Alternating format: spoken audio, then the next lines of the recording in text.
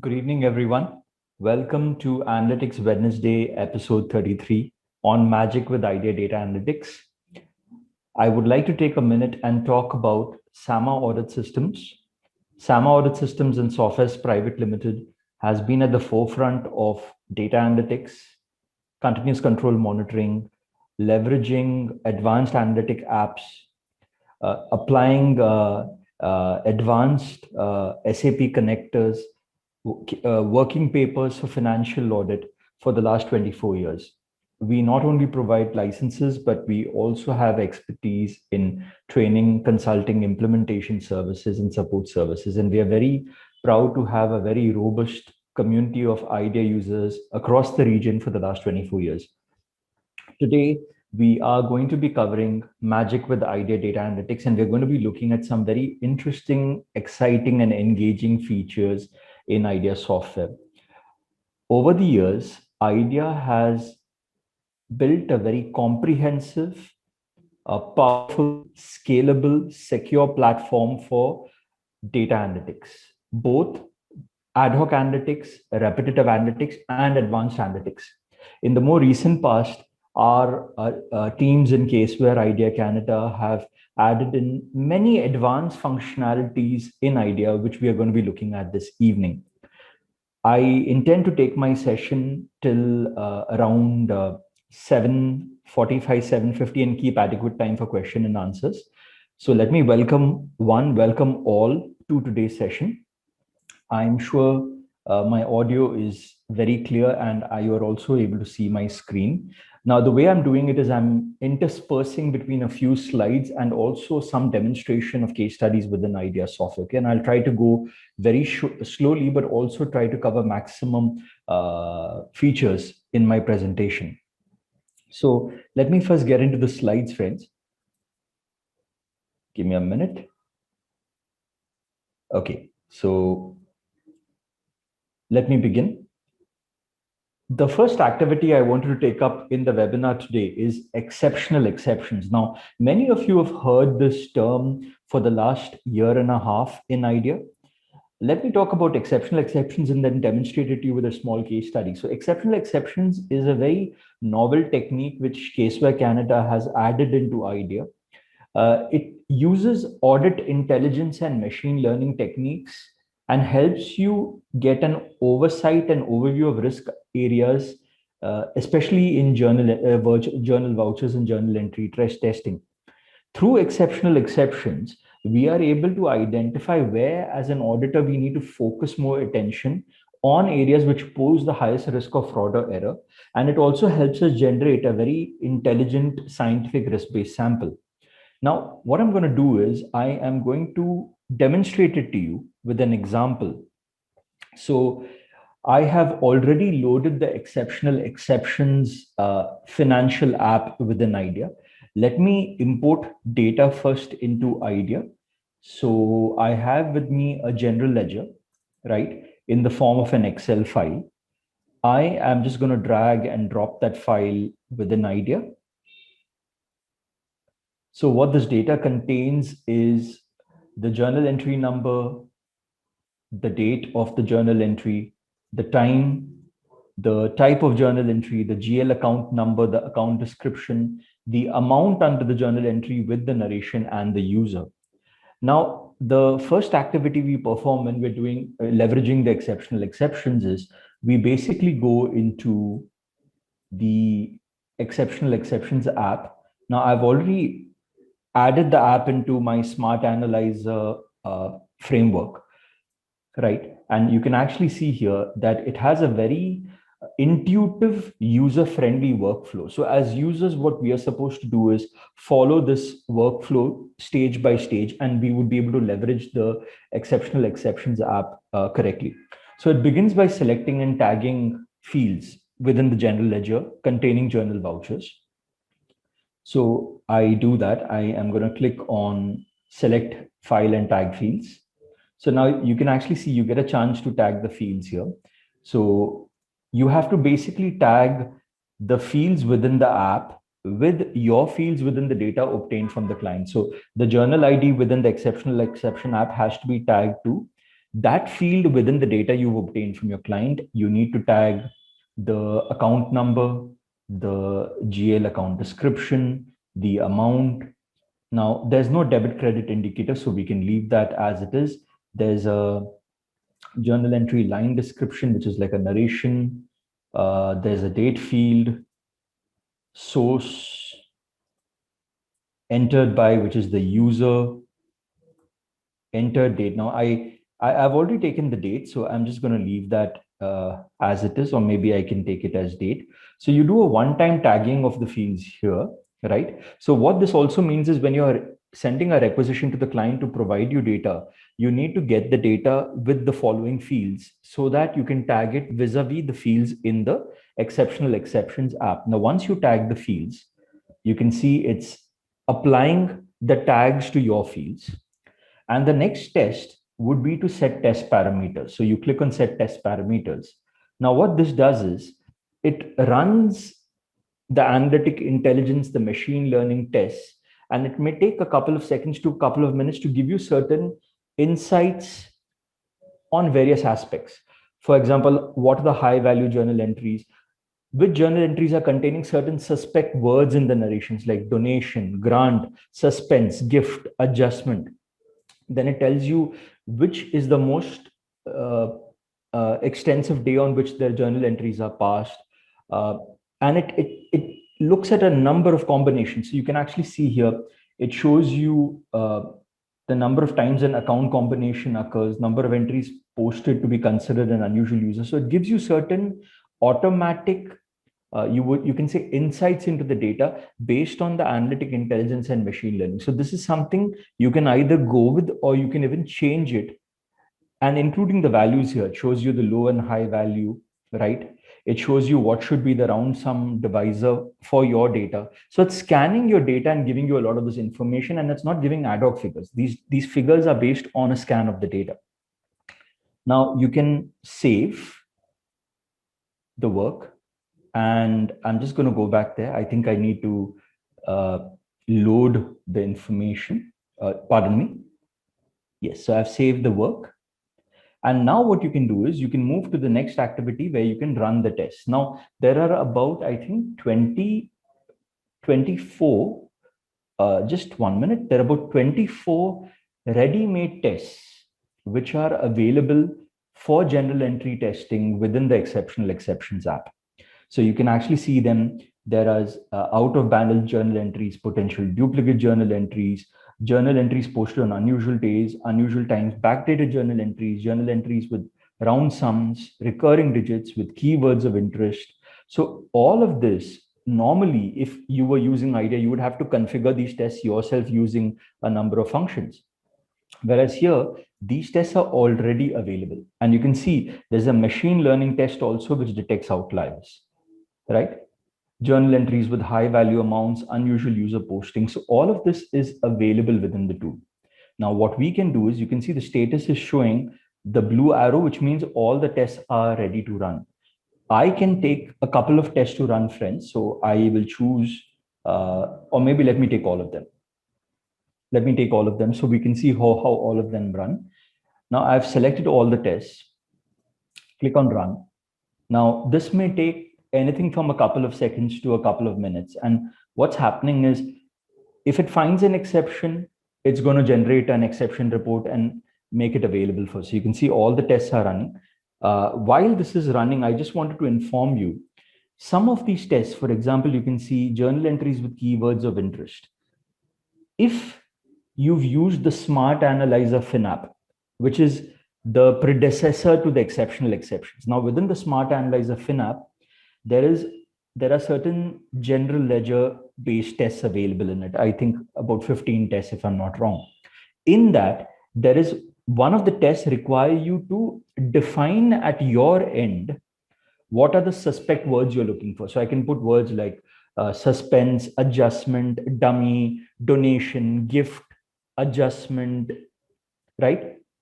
Now, these are words you need to put into the test. Whereas here, the tool is, this app is so powerful and it scans your data and it already identifies keywords of interest, right? And it also has a bank of keywords it can apply. So all that is already built into the tool. So it saves a lot of your work. It's very intelligent, right? It's very attuned to your data, right?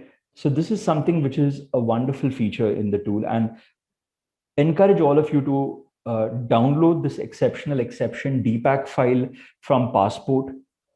uh, Apply it within your idea license and start using it, because trust me, if it takes a couple of days to do journal entry testing an idea, and if I can do it in a maybe something like a couple of hours in the exceptional exceptions app and do it consistently, what happens is my team members do consistent audit testing with this app. That's a very big advantage of the exceptional exceptions test. So you can see now, I believe we are almost done.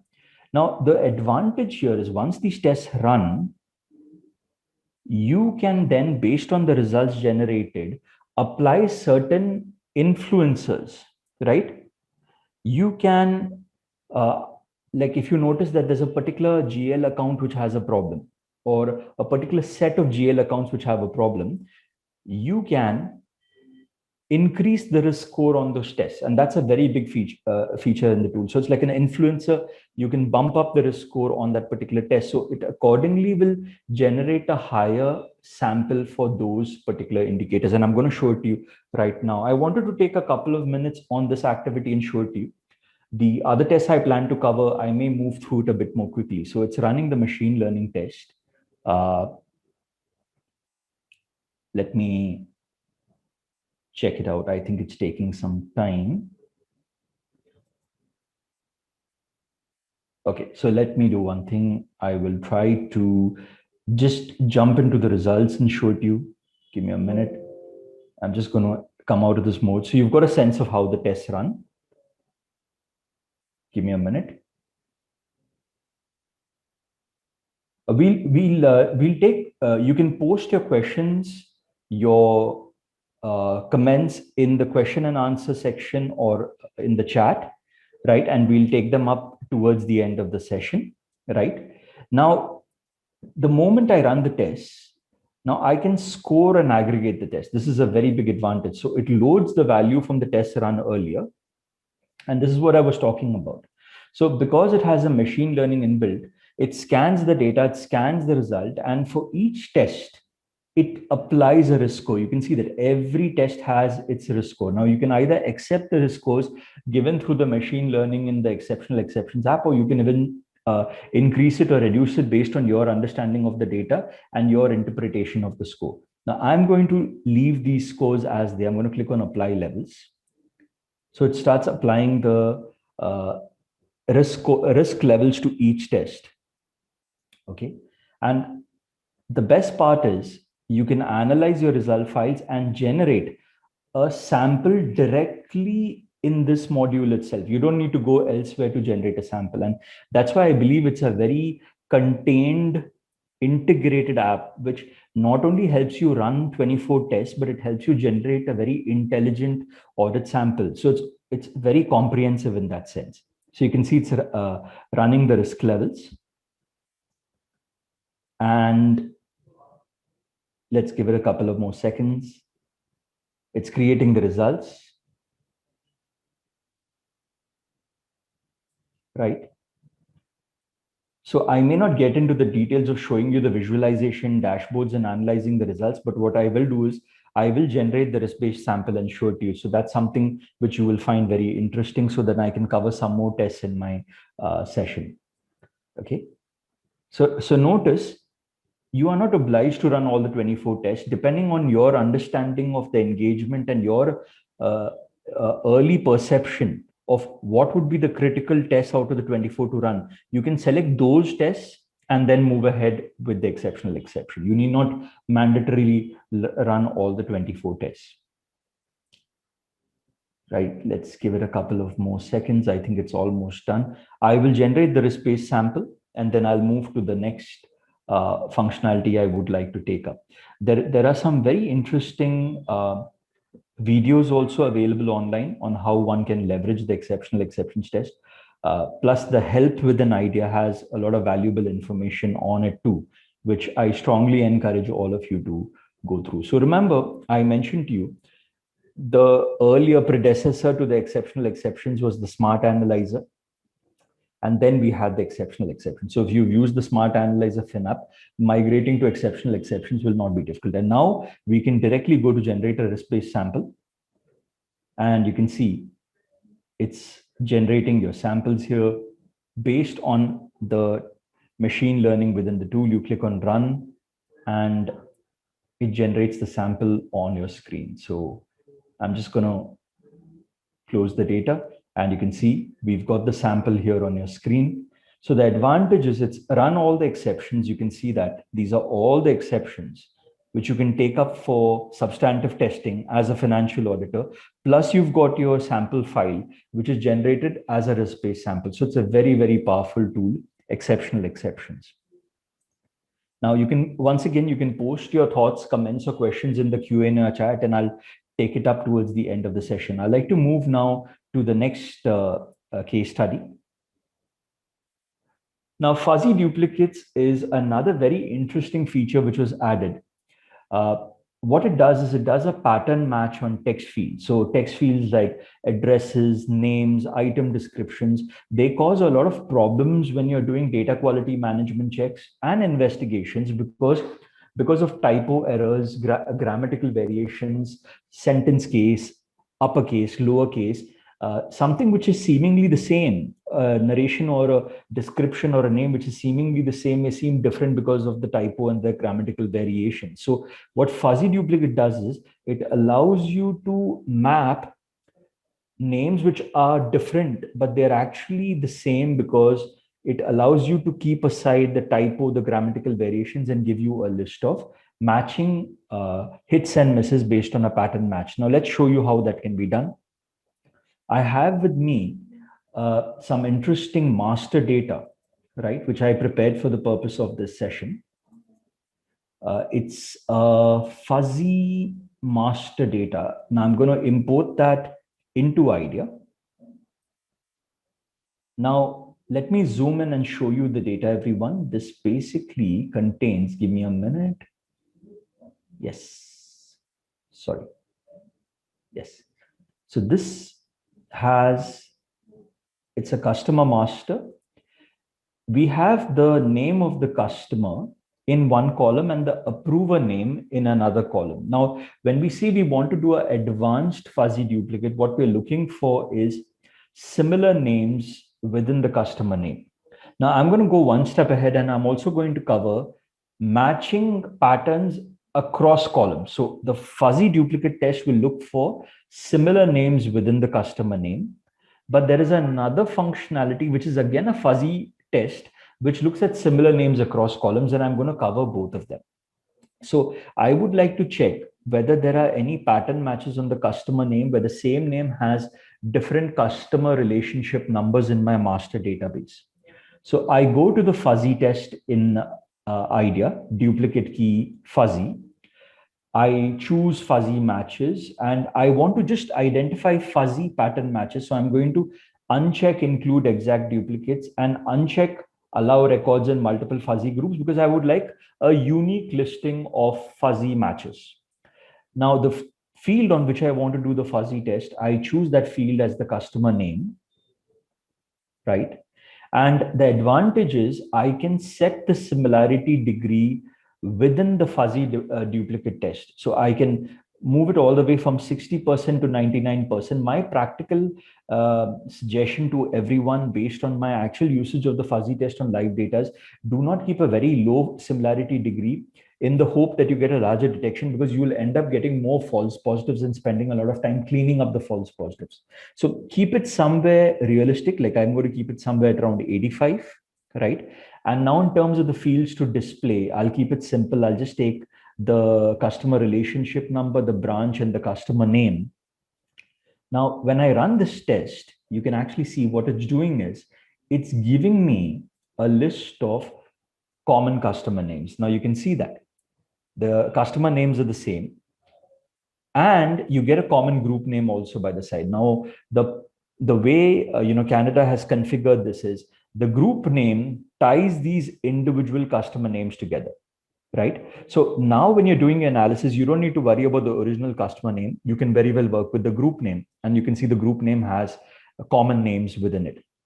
So a very powerful feature, pattern matching within a particular column, and you can apply this to even descriptions and addresses, and it works very well. Now, if you remember, I mentioned to you, we would also like to look at a similar match between the customer name and approver name. So if I'm looking at someone approving, like a nexus between an approver and a customer, where there's a conflict of interest, and I want those pattern matches between the customer name and the approver name, I can now go to a direct extraction, enter the file name as nexus between cust and approver. Now in fields to display, I can keep it simple once again and just take the branch, customer relationship number, customer name, approver name. Now you don't need to go to fuzzy duplicates here. When you're doing a pattern match across fields, you just need to click on the criteria, bring up the equation editor, and in the character at functions, there's a test called sounds like. You just double click on sounds like. So what sounds like does is it determines whether two character strings are similar in sound. So it's like a pattern match. So here we could say cust name is similar to the approver name. You can see the syntax is also available here. So if you don't remember the function by memory, look up the syntax here. There's an integrated online help within the equation editor. Now we validate this, it's a valid equation. Let's run this, and you can see we are getting similar hits on customer name and approval name. Can you see that? So remember, you can do a fuzzy match within the column. You can do a fuzzy match across columns also. Now, I'm just going to pick up pace because I want to cover maximum functions I can in the session. Now, let's move ahead. We now move to something called the Idea Lab. Now, this is a very recent innovation. It's basically a portal within Idea version 11 where users through their Idea license can access and download working prototypes of Idea scripts, Python scripts, and it's a part of your Idea version 11 subscription. So you don't need to pay for it separately. And the downloaded prototypes of Idea scripts, Python scripts can be added to your Idea project. There are a couple of dozen prototypes already available, and I believe there are more and more prototypes being added as we go ahead. Now, let me show you how this works on some data. First of all, how do you access the Idea Lab? Now, this is your Idea license. All you need to do is, just give me a minute, okay? Click on Idea Lab at the top, and you can see here, Idea Lab website, you click here. So what it does is, it opens up the Idea Lab on a dedicated portal. Again, you can access this only through Idea. You can't access it directly. And there are a list of plugins. There are a list of prototypes available under different categories. Okay. I would leave you to explore this in your license, but just to demonstrate to you how it works, I would like to show you one of the prototypes. Okay, give me a minute, which I've already added in my license prior to the session today. It's called the fuzzy join prototype. I need to bring in some data for that. So let me import the data. I'm importing a file, which is the vendor master file. Just give me a minute, please. I need to move that up. Yeah. So this is the vendor master file. This has the name of the vendor with a tag which says, okay, this is a vendor account. And then there is also an employee master file. Okay, let me import that also. Now, what do I intend to do here? I intend to look for a red flag. Now, what kind of red flag am I looking for? I'm looking for a potential match or a nexus between a vendor and employee, right? So normally most of the companies do not permit that. And I don't have a code, I don't have a bank account number, a mobile number. So I'm only left with doing a match on the employee name and the supplier name. Now I will go to Idea Lab. Just give me a minute, please. I go to Idea Lab and I click on fuzzy join within the Idea Lab. Now in the fuzzy join, right, you can choose your field. So my first field is the vendor master file. Then I choose the second file, which is the employee master file. So these are the two files I want to map together to look at a fuzzy join between two databases.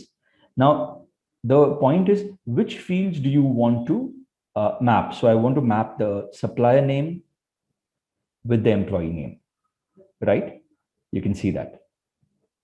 So these are the fields I want to map together, right? And you have an option to enter the similarity degree here. So do you want it at a 65% match, 70% match, 80% match? You get to configure the similarity degree here within the data. Now, the moment you click on OK, you can see it runs the test. And let's observe the result. Right, so the fuzzy joints completed, I believe, and let me see if we've got the result. So this is the employee name. And I need to get the supplier name next to the employee name. So give me a minute, please.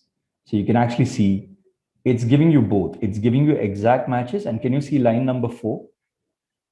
The employee name is DICKET Tate, and the supplier name is Dictate. So, or you look at line number 9, nearly done, nearly done.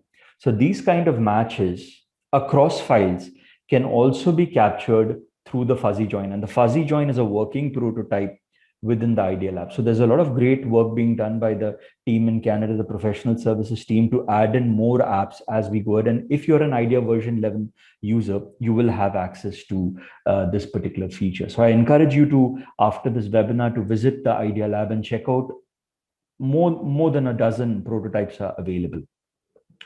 Now, let me just take stock of where we are. Give me a minute, please. So we've run a couple of tests. I am going to cover a few more tests. We have a very interesting feature which has been added called Discover, right?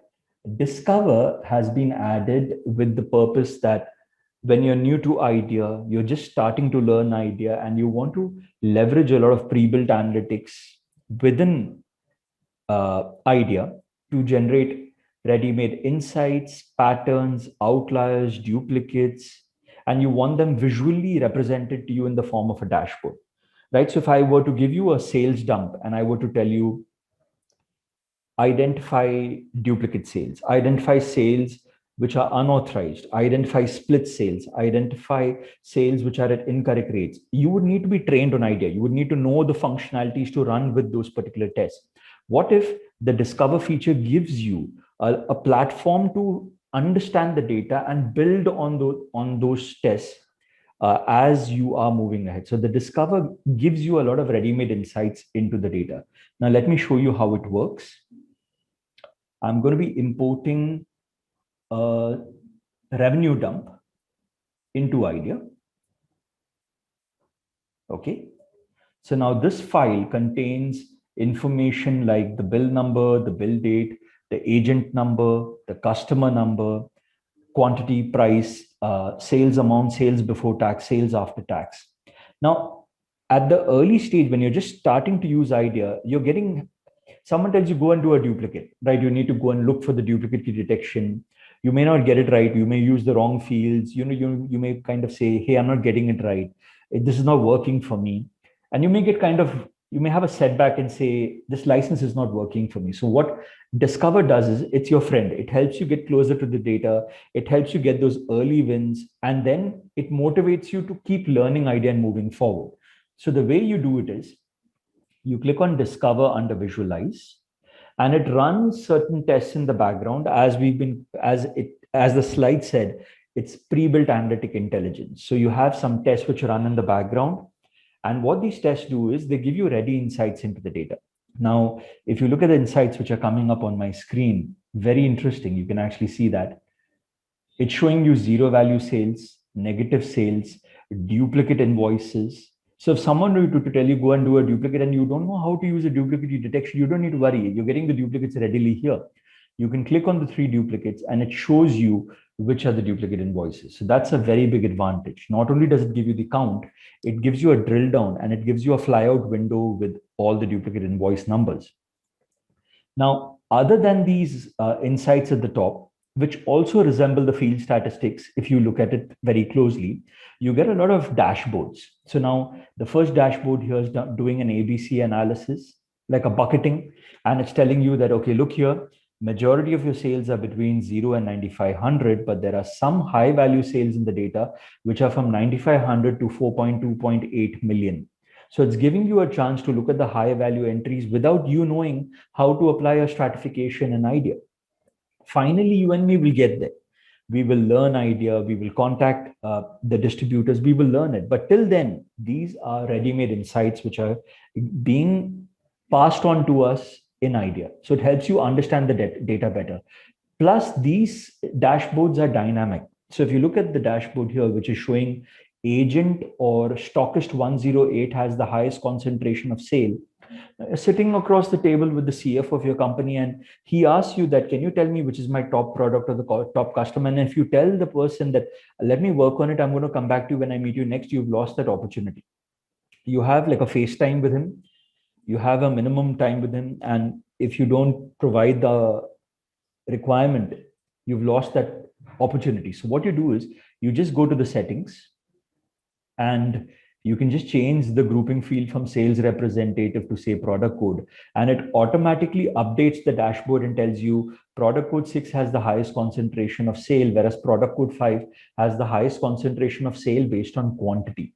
So this gives you a lot of valuable insights into the data and allows you to even plan your audits in a much better way. So friends, this is the Discover, and you can even save the dashboards and kind of execute it through a macro at a later stage. Now, moving forward, and I'm just picking up a bit of pace. So the idea is to show you maximum magic with an idea.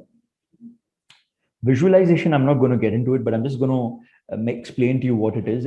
It's basically a framework through which you can create your own graphic panels for visualization, right? You can generate statistics, you can generate charts, you can do a lot of what if analysis, you can save those panels.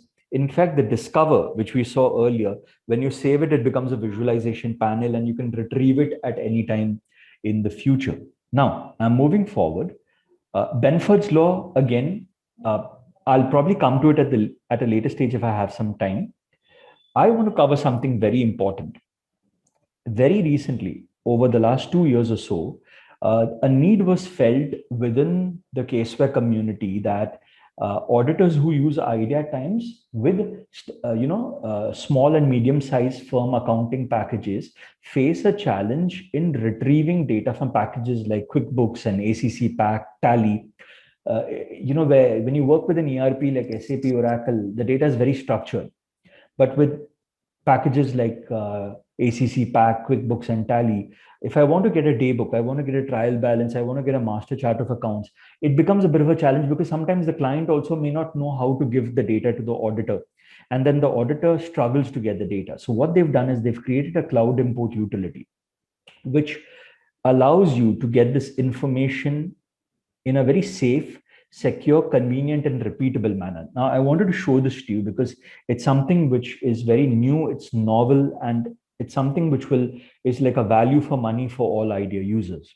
Now, what we do is we have what's called as the cloud import utility. Once again, friends, you can download this through your Passport account.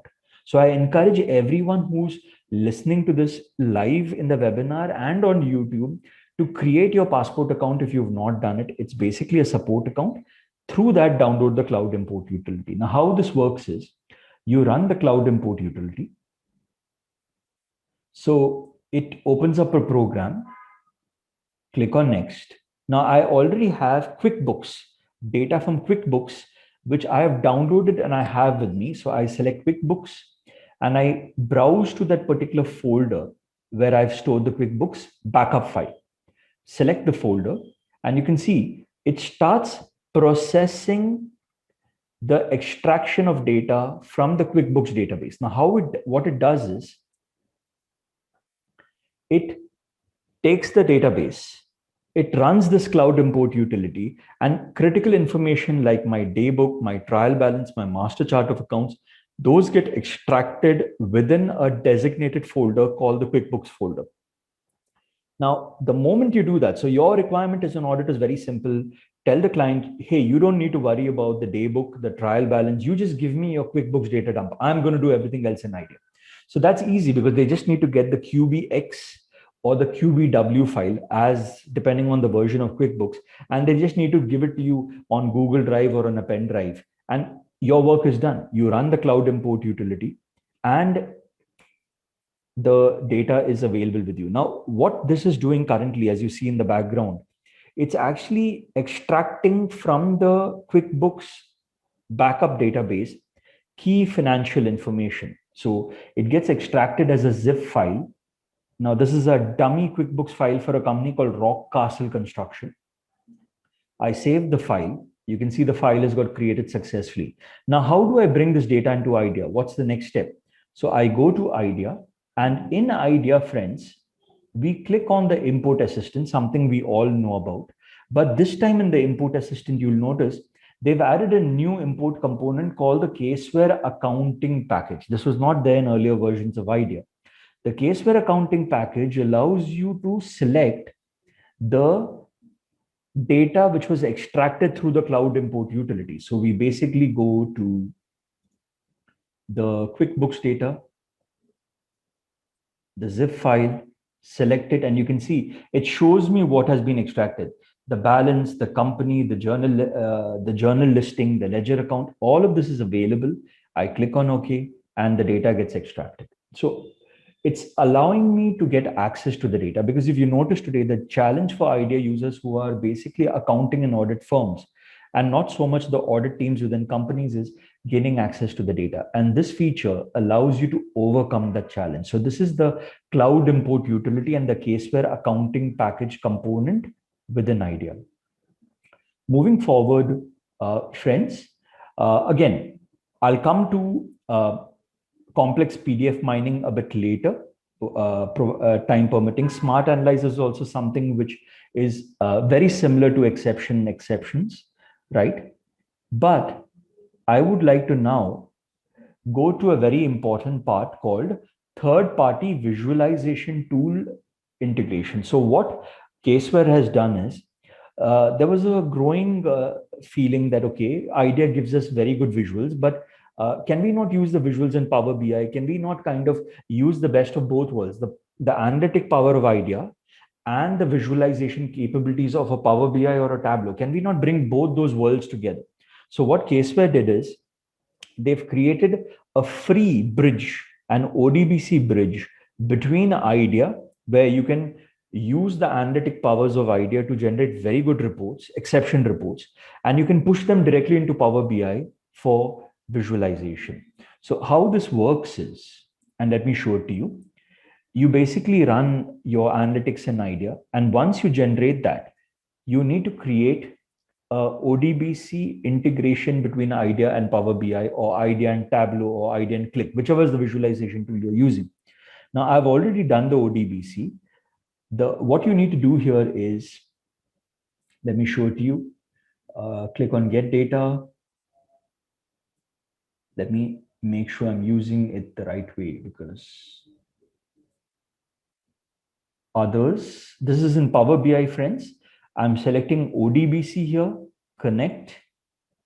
So I want to show you how you can kind of render an exception report from IDEA within Power BI using this particular feature. Now here I'm using a connection which I've already created between IDEA and Power BI. And if you need to know how to create this connection, you can write into us tomorrow and we'll be happy to help you with that. So I use that connection, and through that connection, I get a list of all the reports which I've created in IDEA. So you can actually see here, these are a number of files which were created over the course of the last half an hour within IDEA. Now I am going to take, let's say, give me a minute. Let me take the sales data. I'm going to load the data.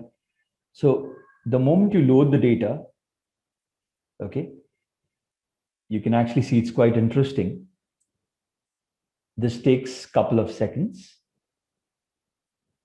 But the advantage here is once you load the data, you can render it visually the way you want it. So now if you look here, this is the sales book. Let's say I take the customer number and give me a minute, friends. I'm actually rendering it. So that's the customer number. And with the customer number, I take the sales amount. So you can see this is giving me a very simple customer sales summary. Now I'm doing this in Power BI. Now many of you will say, what's the big deal? You can do this in the summarization in Idea too. But now this is the best part. Once you get in the table here, you can now prepare a visual according to your requirements. So you can double click here on the visualization and you automatically get a visualization, and then you can tweak the visualization, you can render it the way you want, you can change grouping fields, you can change amounts. So you get very powerful visualizations here. I'm showing you something very basic, but when you use it at a very advanced level, there's a lot of graphic visual storytelling you can do within Power BI, and this is possible because of the integration connection between Idea, Power BI, and any other third-party visualization tool. Moving forward, so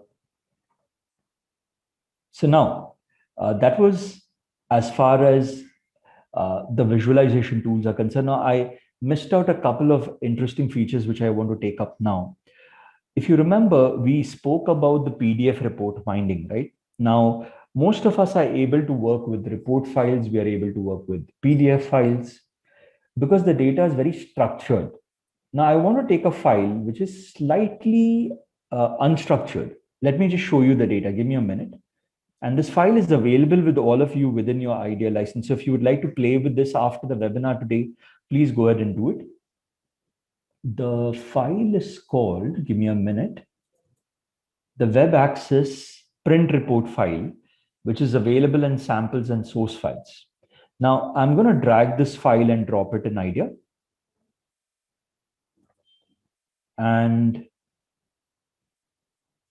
I'm going to open up the file for everyone to look at. Now, if you look at this file, you'll notice that the first thing which catches your eye is it's basically like an access log. So there's an IP address, there's a date, there's a time, there's an access to a particular website by various users on a network within a company.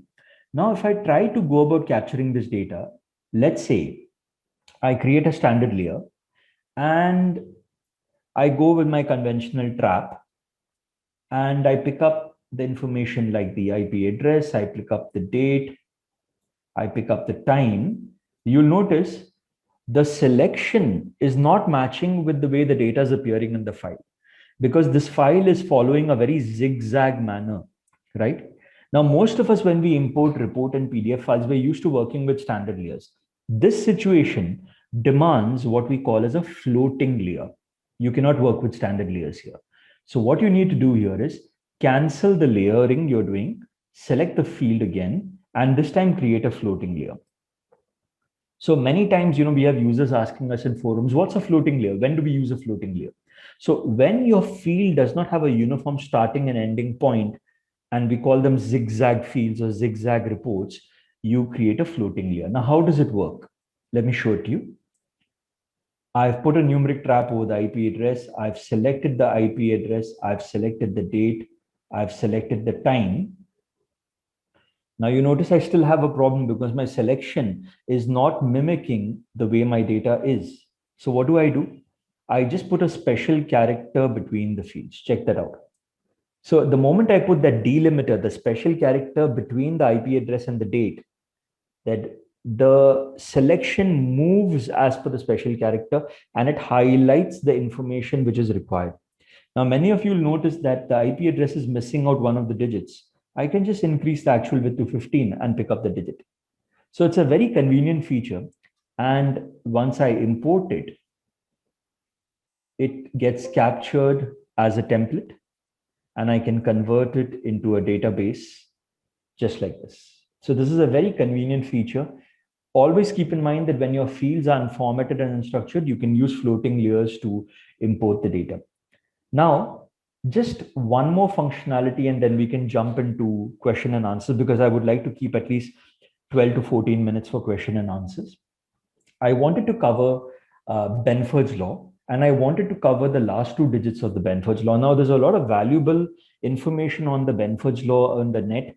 There's a lovely YouTube clip and a webinar between Jeffrey Sorensen, the industry strategist from Caseware Idea Canada, with Dr. Mark Negrini. I encourage all of you to view that.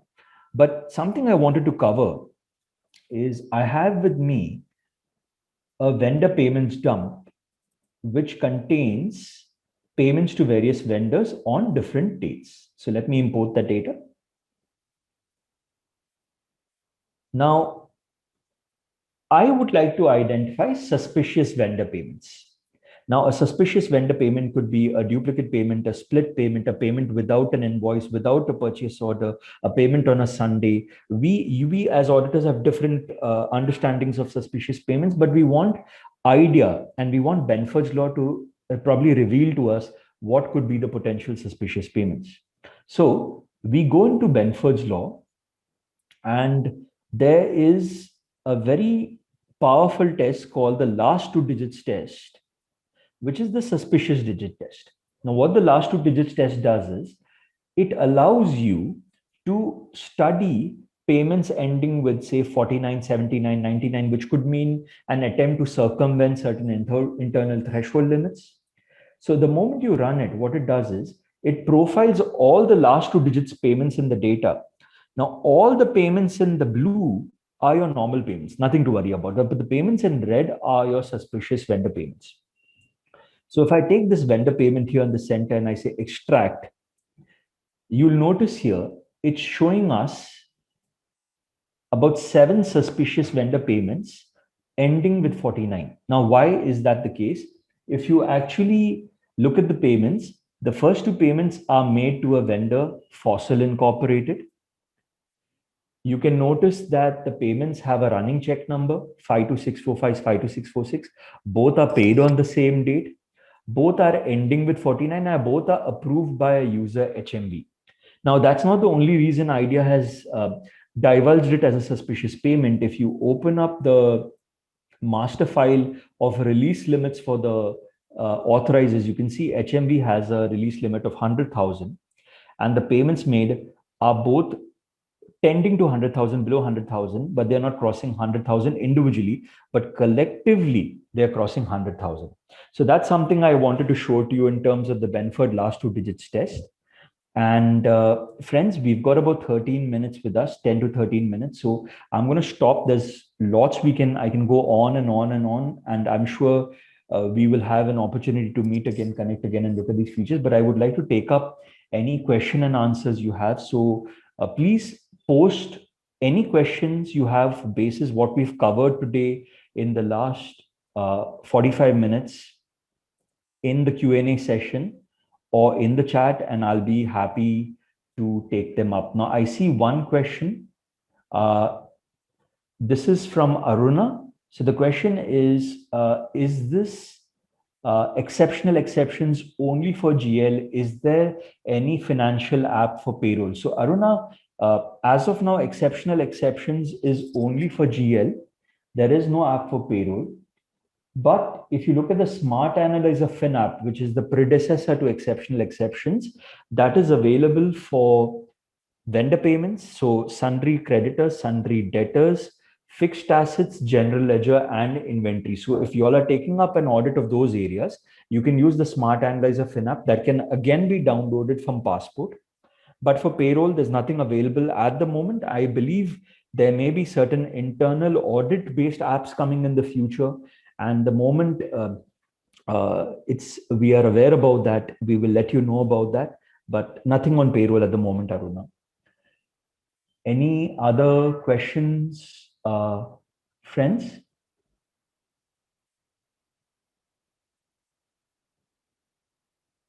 You can place your question in the chat box.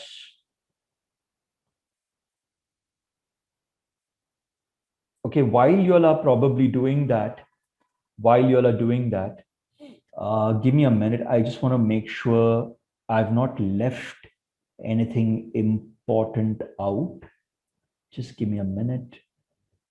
I think we covered fuzzy duplicates. We covered all the key features. Yes, I did want to cover one activity. You remember I kept mentioning in my presentation the word passport. So passport can be accessed within the home tab. You basically click on passport. Okay. It takes you to a portal where you have a lot of valuable information, right? So you can log in with your credentials. So I have my credentials for my IDEA license. And now once you log in with your credentials, there's a lot of valuable information here within Passport. For example, there are a lot of videos which you can access. This is the Smart Analyzer FinApp. You can see that this is readily available. There's the IDEA script vault. So I strongly encourage you to look at the scripts, both Python scripts and IDEA scripts, which are available.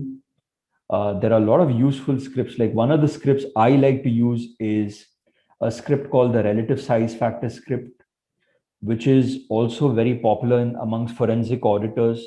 It allows you to look at the ratio of the highest to the next highest numeric value within a data set. So if I want to look at any fabrication or any adjustment entries with vendors, like let's say I'm making regular payments to vendors in the range of 50 to 100,000, and suddenly there's a payment of 1 million, and I want to capture that that a disparate anomaly, I can do that through the relative size factor test. So I encourage all of you to use Passport more regularly. And you can see in downloads, you have the import components, right? So for example, if you want to get the cloud import utility, that's available here, right? You can see that. The Caseway accounting package and cloud import utility, that's available. I see another question, how do you download Passport? Geeta, you do not need to download Passport. Passport's already available within your IDEA license. So if you go to the home tab, you can see Passport's already here. You just need to go to Passport and create an account. So for your IDEA license, right, you need to register for the account. It's a one-time registration. Once you do that, you can access all this information. So there's nothing to download. You basically need to visit a portal and access that particular information. We've got a couple of minutes more, friends. If there are any questions, I'll be happy to take them up. Thank you. We will be having a very exciting, engaging session the coming Wednesday, Analytics Wednesday session 34.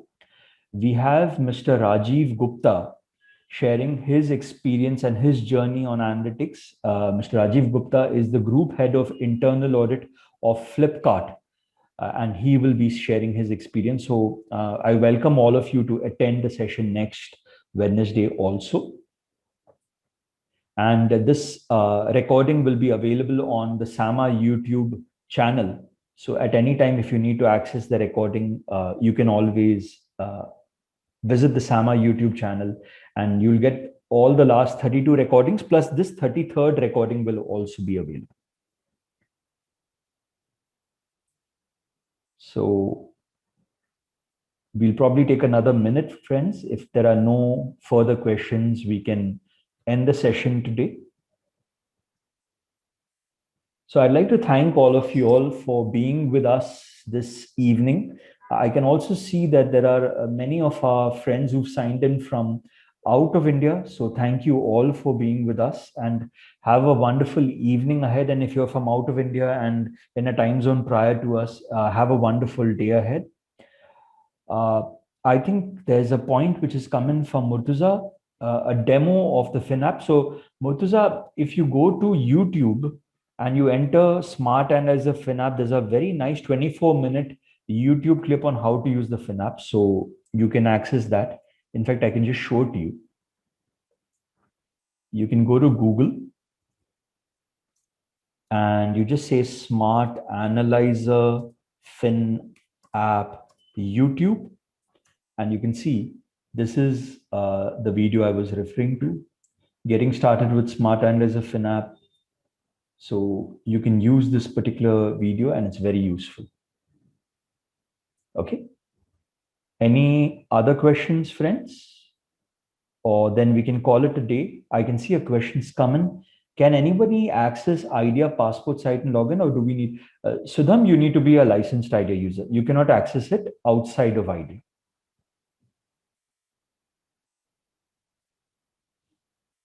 So thank you, Sudham. So thank you, everyone. It's been wonderful presenting Magic with Idea Analytics to you this evening. Thank you for your continued support from all of us at Sama. Have a wonderful evening ahead and look forward to seeing you next Wednesday for session 34, right? And we look forward to engaging with you. Okay. Good wishes to all of you. Thank you.